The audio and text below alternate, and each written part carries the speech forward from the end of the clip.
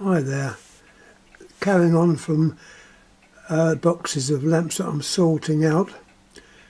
There's a few more. It'll only be a quick video. Firstly, we got a group of mushroom lamps. These are all workers. Got a name on there. Sainsbury's. So this lamp was obtained from Sainsbury's, one of our grocery stores that are popular in England. A few years old, but not ancient. It's in like a silver light. That's a 100-watt version. Also, we got one with the Crompton name on it. That was made in the EC, so it could, in theory, could have been made anywhere. Germany, France, Italy, probably not even over here. And this is the Crompton version, 40 watt, with a bayonet cap. These are all workers, by the way.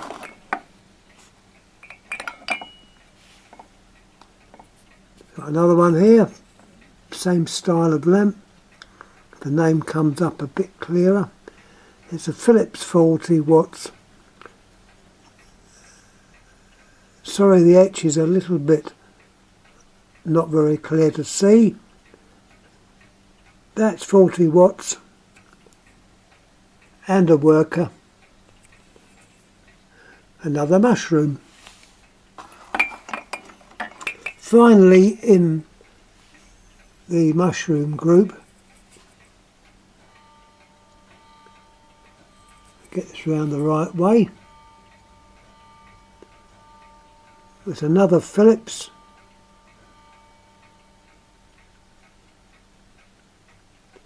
This with a screw base, and once again a mushroom. This one I have got the box with it.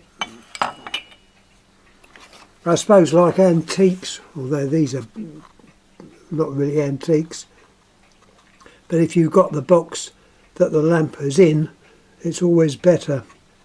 It's a Philips Classic Tone Argenta. Argenta means, well, it's the white or like silver. Argentium is the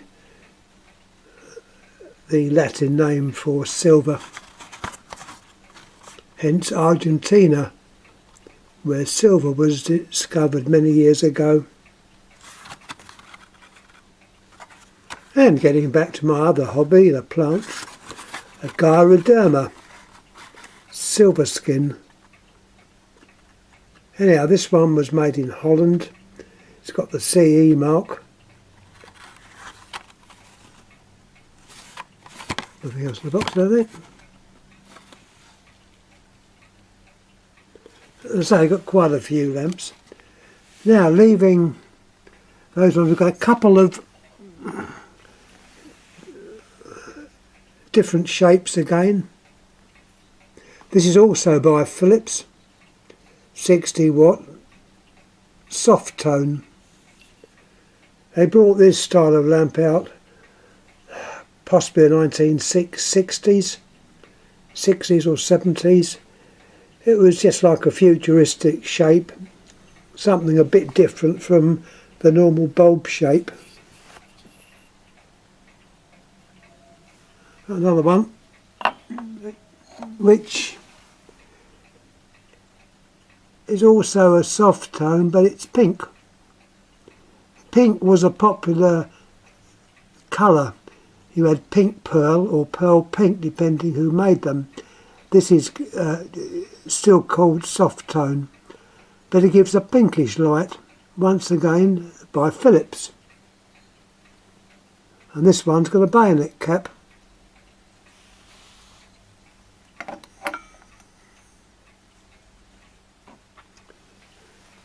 Now we pop across the pond to America.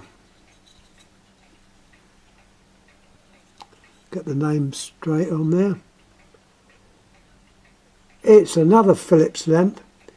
Philips took over the name Westinghouse, which was used in America. The Westinghouse name still exists, but their lamps are mainly foreign imports. It's not the same company that was once Westinghouse. In fact, probably got upstairs a lamp which has both the Philips name on it and the Westinghouse name. Now, getting back to the lamp, hopefully you can read what it says on there. I'll show you the filament. You might wonder why it's so low down in the envelope. The reason for that is these lamps are traffic signal lamps. Probably not used now. Most traffic signals appear to be LED. Well, anyhow, by having the filament set so low, it meant that when this was screwed in to the actual traffic light, they had a reflector on the back, and that filament was so positioned so that it gave best effect on the reflector, so that passing traffic could clearly see that the lights were on, and that's the reason they have the filament so low down. Same applies to the English version of these. It also says to burn it either vertical or to the horizontal, and that once again is to do with heat, because the stem is very, very close to the base. Traffic signal lamp. We'll come back to England.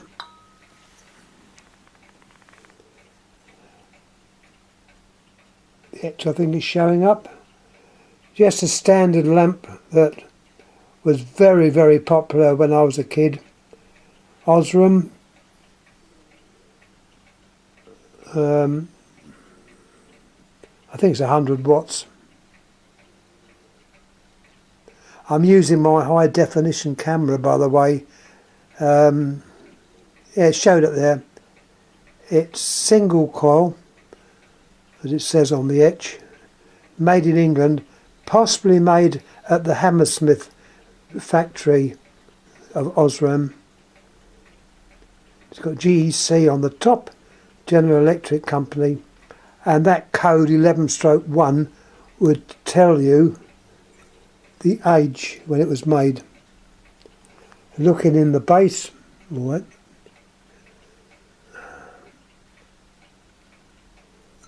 is that showing? Yes, it looks like both inlet wires are in fact fused. I don't know how the hell that's going to show up. The wires that go in to the pinch, that's the part inside which holds the wires to the actual filament. It's fused. Screw in base, Edison screw. Size of the lamp compared to modern 100, well, say modern lamps that you could buy a few years ago were 100 watt. Quite a bit larger.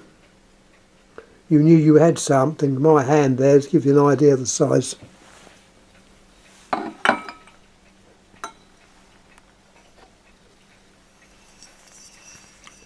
I've got the box for this one. It's a plant growing lamp, if you like, or a nice easy to use on a desk lamp. It gives a daylight, but it's very, very daylight. It's very blue. I believe this is 100 watt. There is round the cap or base, and I can find it. Yeah, there's some writing there. Once again, I don't know whether it's going to focus, but on there it definitely tells you the voltage and the wattage. Reflector type lamp. You get some idea of the size with my hand. I'll show you the box.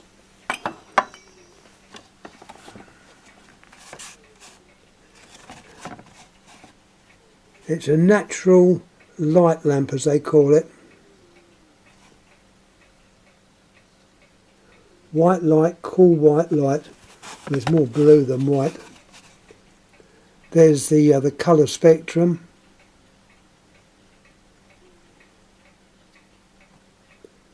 Sun grow light.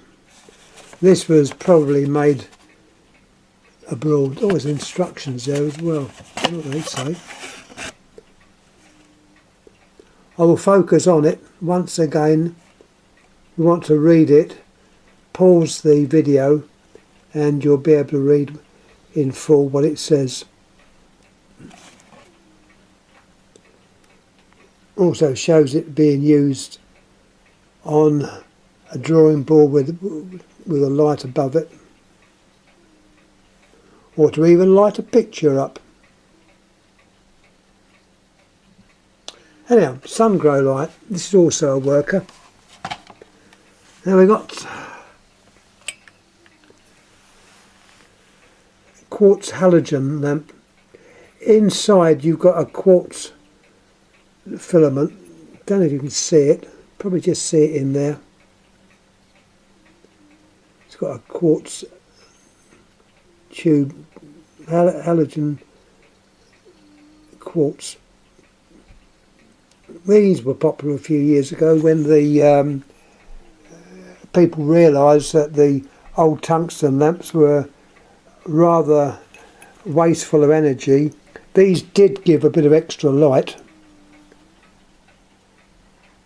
There's the name, it's GE. It's the English side that we're looking at. This was actually an English bulb.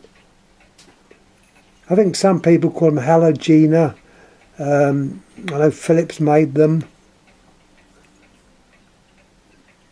But they were that shape. Normal base, the bayonet. As it's 60 watt. So that would probably give you about as much light as a 100 watt lamp in the old tungsten type.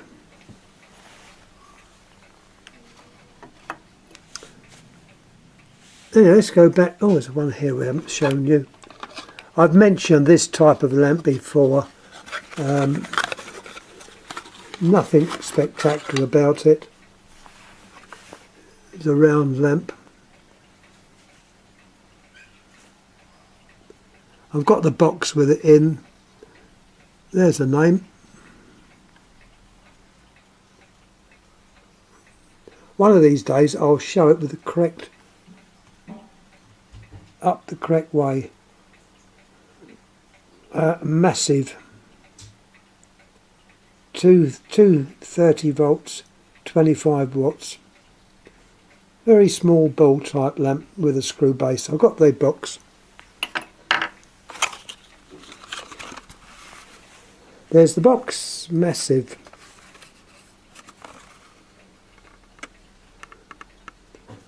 Obviously made and sold in various countries,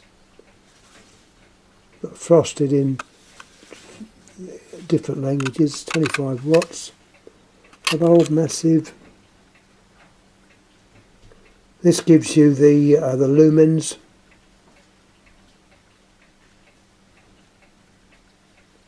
And a code number there as well. I don't quite know what that is.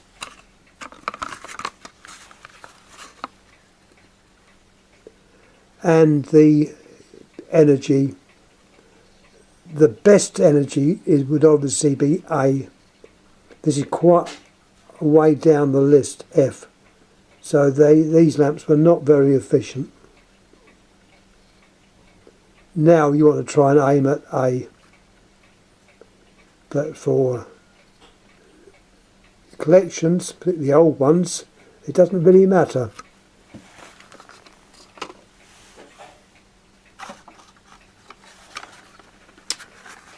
Right, now this lamp, I picked up several of these. They're all the same.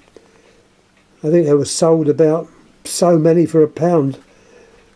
There was a boot sale in Wimbledon, and the people came. They had a great big, Pantechnicon. It was like an enormous bus with open sides, and they had all kinds of stuff on board, mainly junk. But looking through, you could find, and they had been across to Brussels, where there is a very good boot market over there, or a flea market, and probably picked quite a few of these bulbs up. Name I've never heard of. The lamp that was in there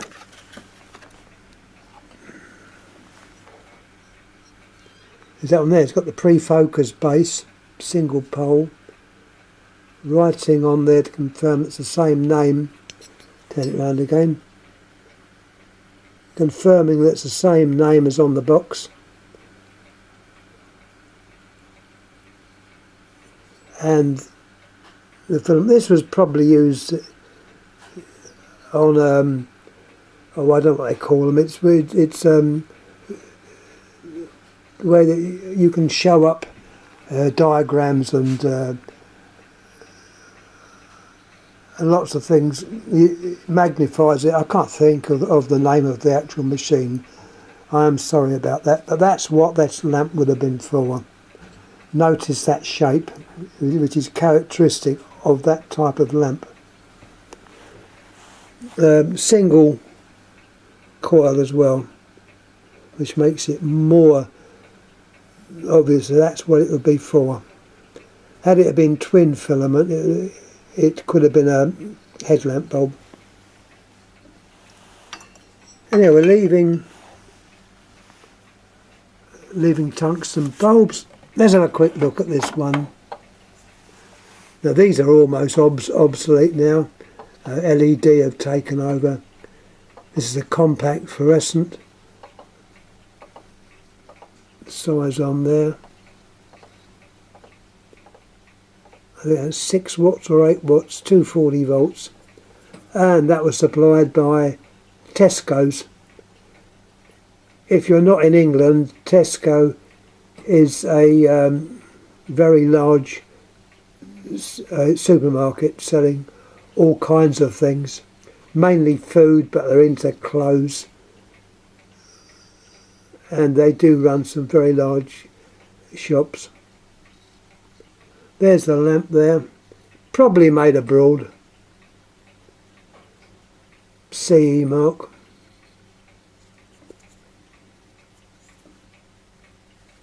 Once again, looking at my hand, it is quite small.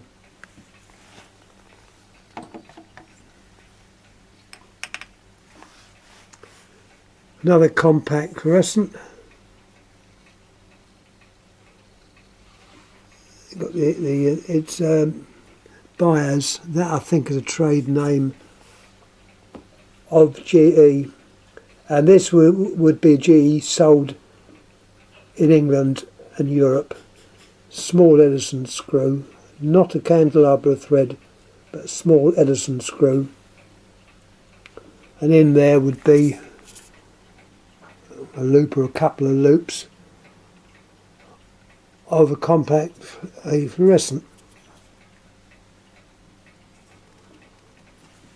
Now the last bulbs on this little episode.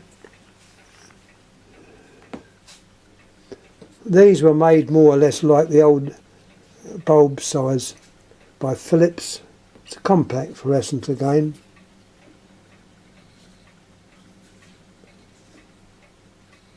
Ecotone, the name. That's made in Europe as well. It's more or less the same size as probably a 100-watt lamp of the tungsten type, but this would be a direct replacement for tungsten lamp. But as I say, these have now been taken over by LED. Anyhow, to finish this little, no, not quite finished. I nearly left that one behind. Now, I don't know the maker of this one. I'm pretty sure it was American. Unfortunately, it no longer works. The filament's broken. It's a decorative lamp. I'm pretty sure it is an American lamp. If anyone out there can confirm that it is, I'd be very grateful. As I say, unfortunately there's no markings on it and the filament has gone.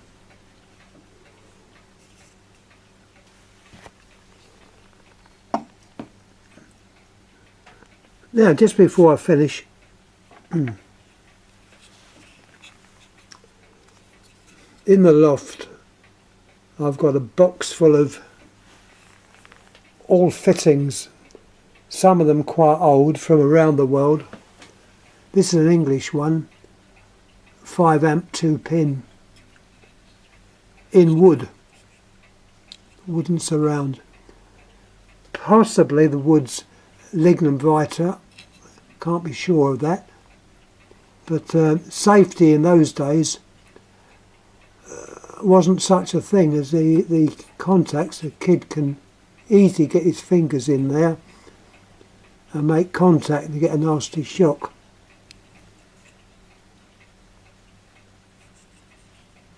That's what's on the back, nothing much. It's a porcelain base, and to go with it we've got the 5 amp plug, which has got a same wood again. It's possibly lignum vitae. It's a very hard wood and a very heavy wood. In fact, lignum vitae will sink, it will not float. But there's the 2-pin plug, 5 amp. This is probably going back to the 1930s or the 20s. It certainly goes back a few years. And that's what it looks like when it's plugged in. Anyhow, thanks for watching. Don't know what will be turning up next time.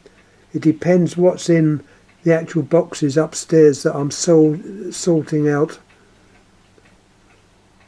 Anyhow, any comments please make, please ask, and I'll try and answer it.